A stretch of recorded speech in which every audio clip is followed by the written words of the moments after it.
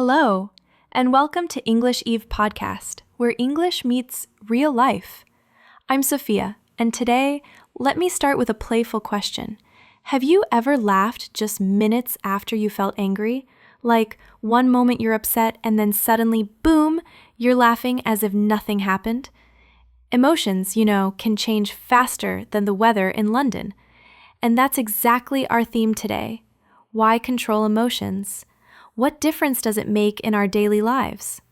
Well, stay with us because this episode might just change the way you think about your own reactions. Remember, by the way, you'll get a free PDF with today's transcript and language enrichment to help you dive deeper. Thanks, Sophia. It's a joy to be here. And honestly, you nailed it. Emotions really are like weather. You cannot stop the rain from coming, but you can choose whether you bring an umbrella or just dance in the rain. I've seen people lose a whole day just because of a small accident, and I've also seen others laugh at the exact same situation. What's the difference? That's what we're exploring today. Let's set the scene. Imagine.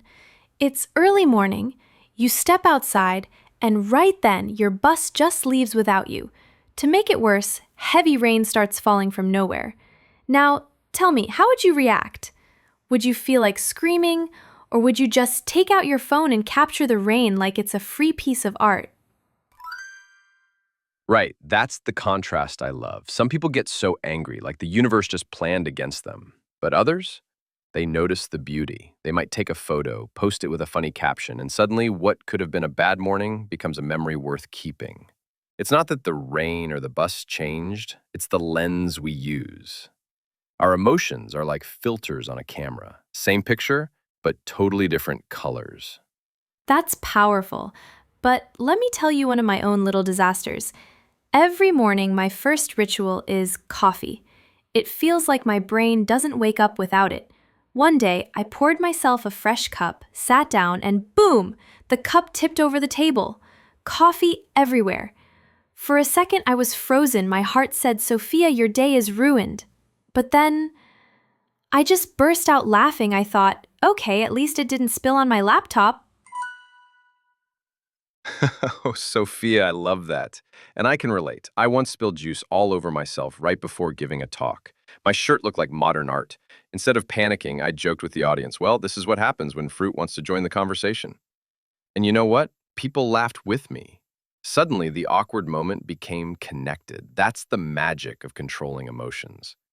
You don't erase them, but you redirect them. Exactly. And here's a question for everyone listening. What happens if we let a small accident ruin our whole day? Seriously, think about it.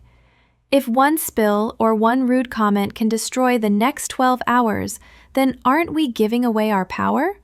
Daniel, what do you think? I think we often lose control of emotions in two places, at home and at work. At home, because we feel safe, we sometimes let frustration explode.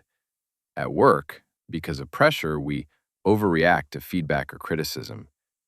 But here's the thing. When we pause, even just for one breath, we create space to choose. That pause is like pressing save before your computer crashes. It keeps everything from breaking down. So, when do you think is the hardest time for people to stop and breathe? Honestly, when the ego feels attacked. Imagine someone cutting you off in traffic or a colleague questioning your idea in front of the team. Your brain screams, defend yourself, fight back. That's the exact moment to slow down. Like the saying goes, he who angers you conquers you. And I think that's true. Anger is natural, but letting it run wild is like handing someone else your steering wheel.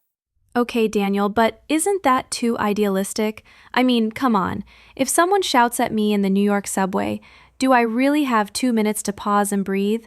People might think I'm weird just standing there. Fair point, Sophia. But you don't need 2 minutes. Even 2 seconds matter. Take one deep breath, unclench your jaw, roll your shoulders. That tiny reset can stop your mouth from saying something your heart will regret. Think of it as the emotional version of turning your phone to airplane mode for a second. It calms the system. I like that analogy, airplane mode for emotions. Maybe I should start pressing that invisible button next time I feel stress rising. But let's be honest, emotions show up strongest where? At home, at work, or with friends?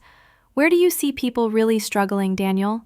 I'd say with friends, actually, because expectations are unspoken. We assume they should understand us, but sometimes they don't. That gap creates disappointment, which quickly turns into frustration. The good news?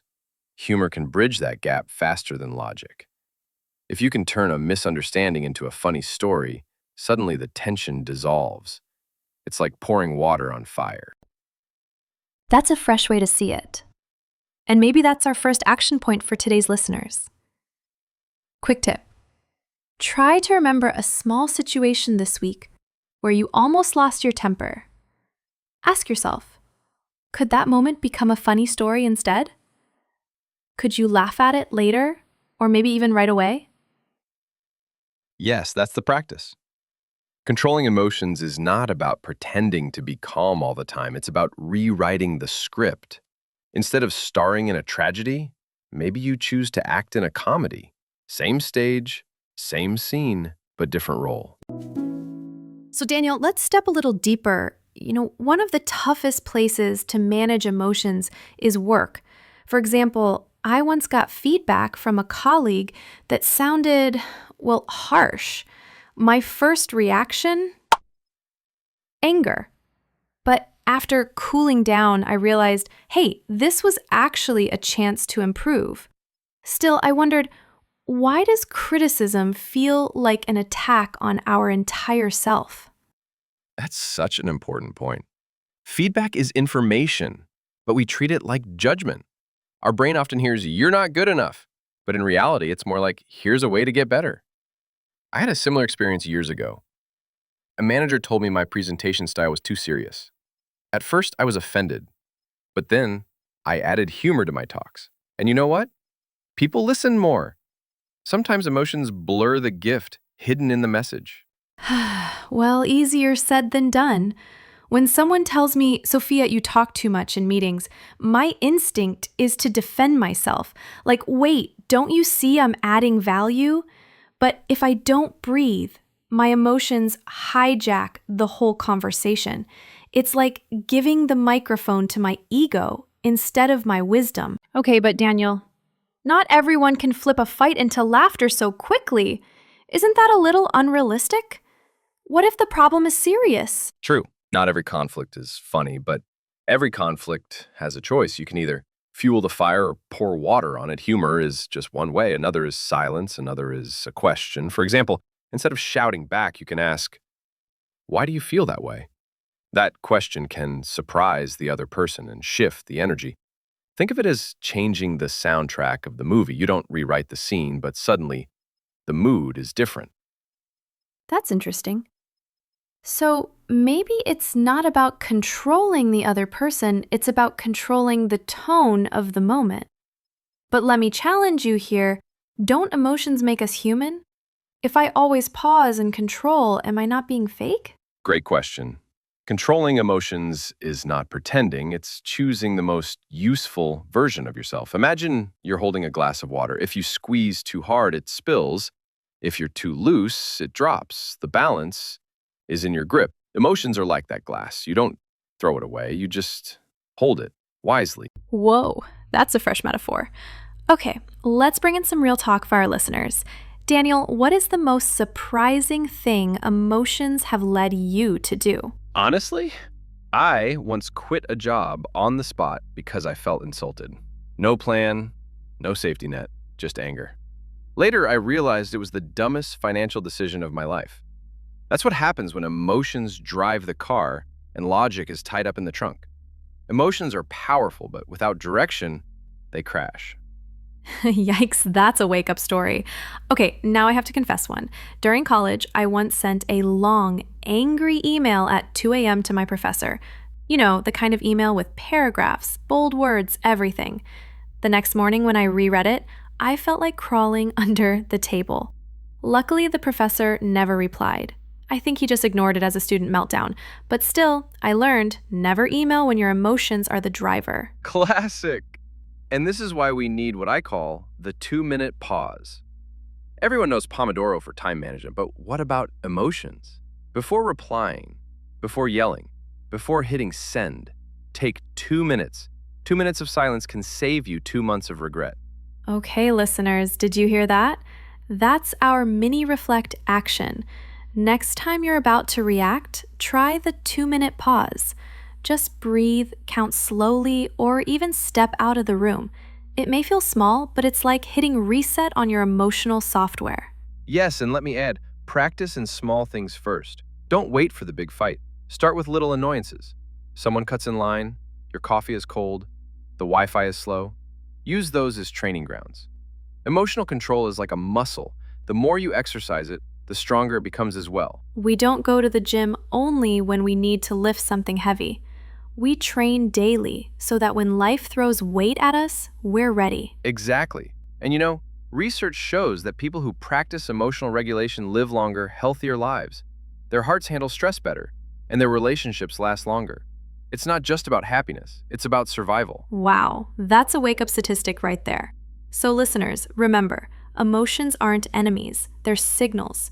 But we get to decide how to respond, and sometimes humor, patience, or even silence is the superhero cape we need. Beautifully said.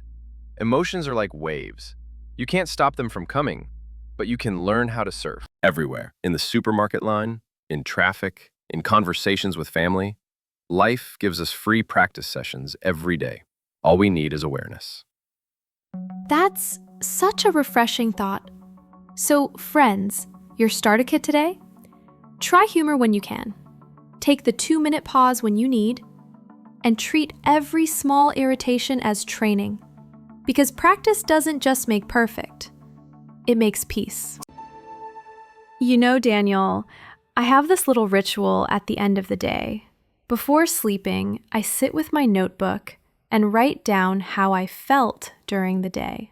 Just a few lines. What's funny is, when I go back and read those pages weeks later, I sometimes laugh out loud. The same things that once made me furious now look almost adorable. Like, oh my God, I got so mad because someone stepped on my shoe. It's like time puts a comedy filter on my anger. That's wonderful, Sophia. I actually do something similar, but in a different way. Instead of writing, I tell my wife or kids about the stressful thing that happened. When I share it out loud and they laugh with me, the emotion transforms. Suddenly, my frustration becomes a story for dinner. It's like emotions don't disappear, but they shift shape when shared. So, storytelling is therapy. Absolutely. Psychologists call it reframing. You don't erase the event, you just change the frame around it, like turning a scary movie into a funny blooper reel. For example, once I lost my car keys for hours. I was boiling with stress, searching everywhere. Later, I found them inside the refrigerator. I told my kids, and they teased me for weeks. What started as stress turned into family comedy. Oh, wow, that's epic. Refrigerator keys, I can relate. I once found my phone in the laundry basket. For a moment, I panicked like the world was ending. Then I realized, wait, this is hilarious. And later it became one of those stories my friends never stop reminding me about. Exactly. You see, the event is the same, but the meaning is flexible. That's why journaling, storytelling, or even laughing with someone else is so powerful. You take control of the narrative, and controlling the story means controlling how much power emotions have over you. That reminds me of something Viktor Frankl once said. Between stimulus and response, there is a space. In that space is our power to choose our response. And maybe that's the heart of this whole conversation. Emotions come: anger, fear, joy, sadness. But in that small space, we decide whether we create pain or peace. Yes, that quote is gold. And here's the truth. Emotions are not villains. They are messengers. Anger tells you something feels unfair. Sadness shows you something that matters. Fear warns you of danger. Joy celebrates what's precious. But when messengers take over the castle, chaos begins. You're the king or queen. You must listen, but also leave. That's a beautiful metaphor, Daniel. But let me play devil's advocate again. Isn't controlling emotions exhausting? What if someone says, I just want to feel free, not always manage myself like a robot? I hear that often. But controlling emotions doesn't mean locking them in a prison. It's more like being the DJ of your own party. You don't silence the music, you adjust the volume. Sometimes you turn it up, sometimes down. That's freedom, the ability to choose the soundtrack of your life. Oh, I love that image. Listeners, think about it. Are you letting anger DJ your life today? Or patience? Or humor? Maybe it's time to change the playlist. Exactly. And one more thing, Sophia. Controlling emotions also improves health. Studies show people who regulate stress have lower blood pressure, stronger immune systems, and even better sleep. Imagine, your pillow feels softer just because you took a breath before reacting. That's the kind of bedtime story I want. Softer pillows through emotional control. But really, this shows that small emotional choices shape not only our relationships, but our entire well-being. Yes, and one habit I recommend is a daily emotional checkout. Before bed, ask yourself, what emotions visited me today? Which ones do I want to invite again tomorrow? And which ones should leave politely? It's like closing the shop of your mind for the night. That's practical. Maybe we can turn this into today's mini reflect action for our listeners. Tonight, before you sleep, write one funny or strange emotion you had today. Then ask yourself, what story could I tell about it tomorrow that makes someone smile? That's how you turn frustration into memory. Perfect. Because at the end of the day, emotions don't vanish. But the way we guide them decides the quality of our day, our relationships, and even our future. So true. Emotions are part of being human, but we get to choose whether they become storms that ruin the day or breezes that carry us forward. And if we start collecting them as stories, one day we'll look back and laugh at what once made us cry. Beautifully said, Sophia. So, Daniel, we've been through spilled coffee, lost keys, laughter after fights, and even airplane mode for emotions. If I had to wrap this up, I'd say emotions are natural, but reactions are optional.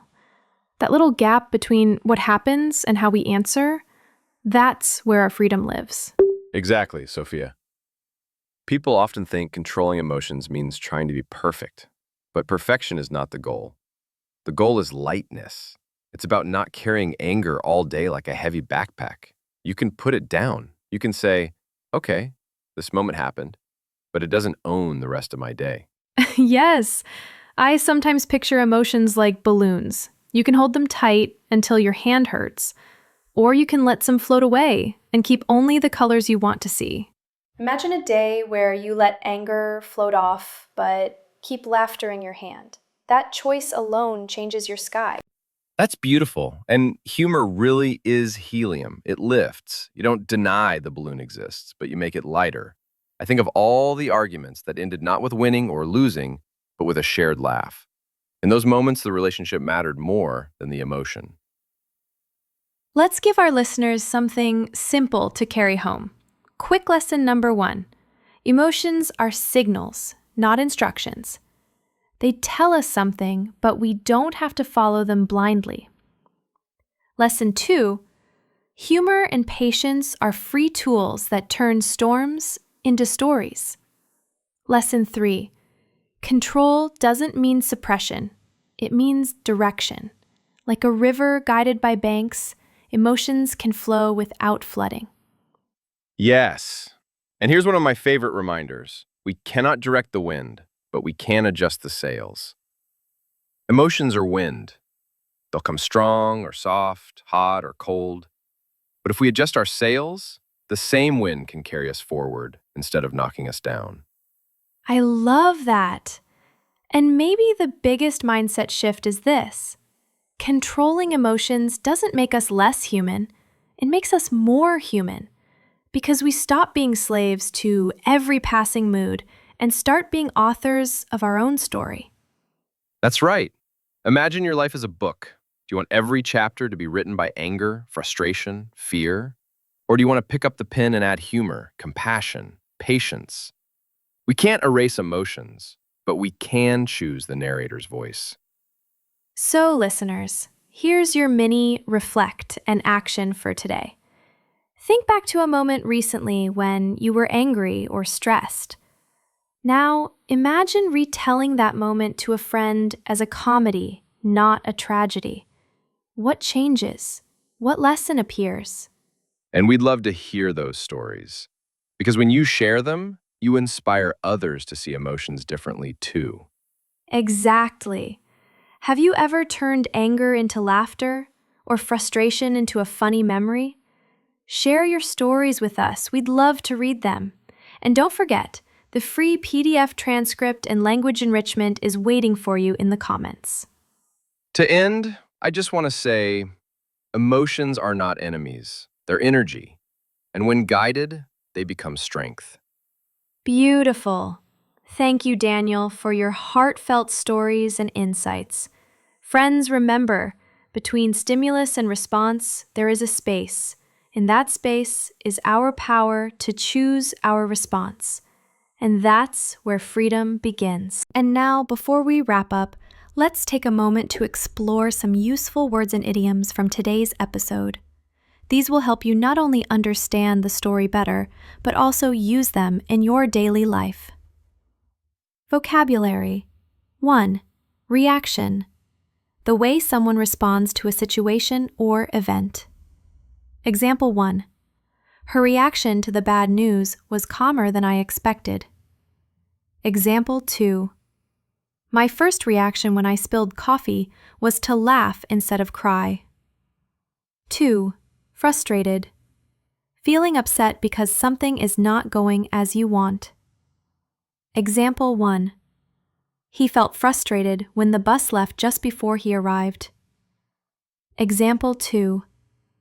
I get frustrated when my internet connection suddenly stops during a meeting. 3. Opportunity. A good chance to do something. Example 1.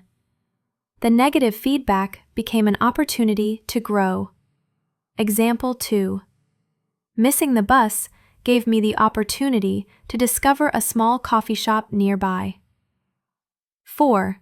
Humor. The quality of being funny or making people laugh. Example 1. She used humor to ease the tension in the conversation. Example 2.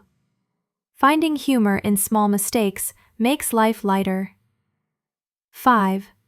Pause. A short stop before continuing. Example 1. I took a pause before answering the difficult question. Example 2. A 2-minute pause can prevent us from saying something we regret. 6. Patience. The ability to stay calm while waiting or facing problems. Example 1. He needed patience when teaching his little sister how to ride a bike. Example 2. Patience helped her handle a long delay at the airport. 7. Inspire. To give someone the desire or energy to do something positive. Example 1. The speaker's story inspired many students to chase their dreams. Example 2. My friend inspired me to write a journal about my feelings. Idioms. 1. A blessing in disguise. Something that seems bad at first, but later turns out good. Example 1. Missing the bus was a blessing in disguise because I met an old friend at the bus stop. Example 2. Losing that job became a blessing in disguise as it led me to start my own business. 2. Lose your cool, to become very angry. Example 1. He lost his cool when his computer crashed before saving his work. Example 2. Don't lose your cool over a small mistake. It's not worth it. 3. See the bright side, to look at the positive part of a bad situation. Example 1. She saw the bright side of her broken phone because it allowed her to take a digital detox. Example 2. Even after failing the test, he tried to see the bright side, more time to prepare. 4. In hot water, in trouble. Example 1. He was in hot water after arriving late to an important meeting. Example 2. Forgetting her best friend's birthday put her in hot water. 5.